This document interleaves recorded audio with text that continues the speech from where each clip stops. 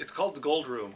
The derivation goes way back to the beginning of the movie industry, and it's where they would lock up all the valuables, where they would lock up the gold, and you know, grip equipment and camera equipment, electrical equipment. You know, they could just could put on the side of the set because it's all the same for all the shows. But the actual valuable things that are specific to a show, those would walk away. So they would build little rooms and call them gold rooms. That's where all the props got locked up.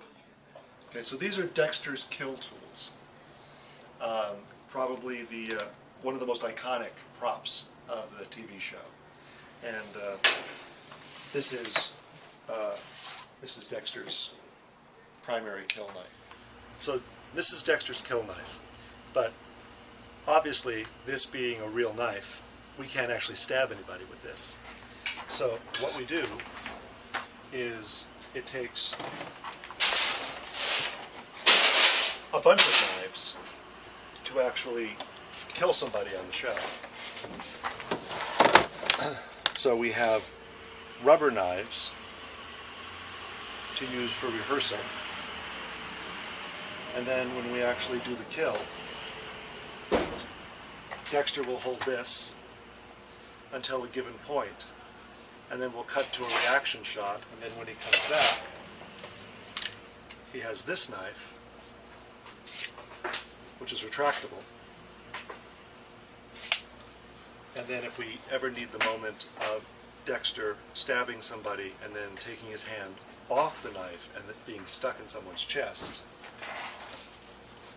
we have a handle of a knife that screws onto a plate which gets strapped to the actor. And that's how we accomplish it. It's all pretty much a big magic trick.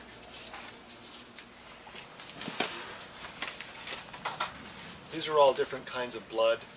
We have, just plastic silicone blood that we can just throw down on a floor and then peel back up and leaves no mess.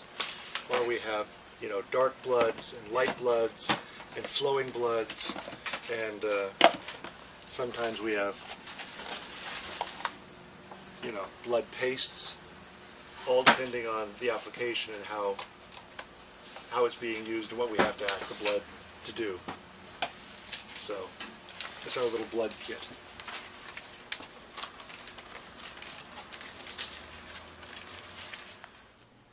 This is the arm from season 4 that came out of the alligator. Dexter gets called to a crime scene and we don't know why, because there's just a dead alligator, and then we find that there's actually part of a person inside the alligator, and that's why Dexter was called. So this is the arm that came out of the alligator, and the arm looks pretty good now. I mean, you can see there's still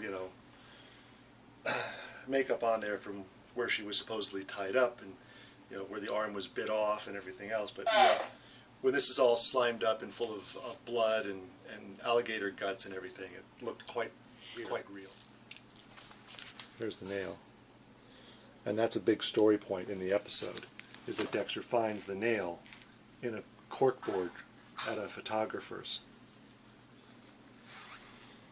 Decomposing bodies, and this was the little boy in the cement bag in season 4 that John Lithgow, that's the rubber double of that.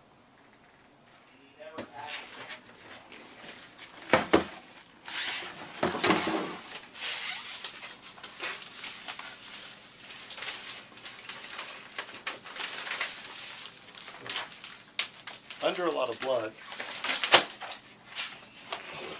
is a bin of heads.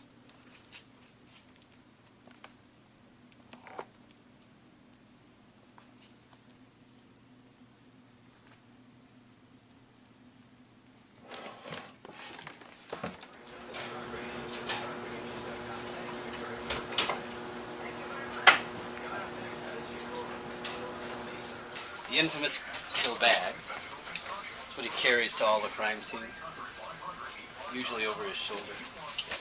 You'll notice he never gets blood on him, and there's blood on the... He's got the kill room all sealed in plastic, so no blood gets on anything. 2 seasons ago, they kind of run together. I'm sorry, but the time we did the boxing one, it was just one drop of blood drove him crazy. How did that one drop of blood get there? Mm-hmm. He was having an amnesia kind of thing from an accident. It was actually suspended in a body bag up above the boxing ring. So he's very... Yeah, we keep all the plastic here for wrapping up the bodies, and that's all down here. It takes a lot of plastic to wrap up the bodies, so we always have a big stock of this stuff. And when we have Michael do it, we have him use these so it's not so cumbersome. Most of the time we do it. He's the stand-in. We use at least 5 different kinds of blood, and we coordinate that with makeup and with effects, because effects does like squirting blood, and we do blood that's on things, and makeup does the stuff that's on the body, and we all coordinate together to get the right colors and the right consistency. It's a lot of blood. Blood collection. That's probably our most iconic prop from the show. It's that, if you're familiar with the show.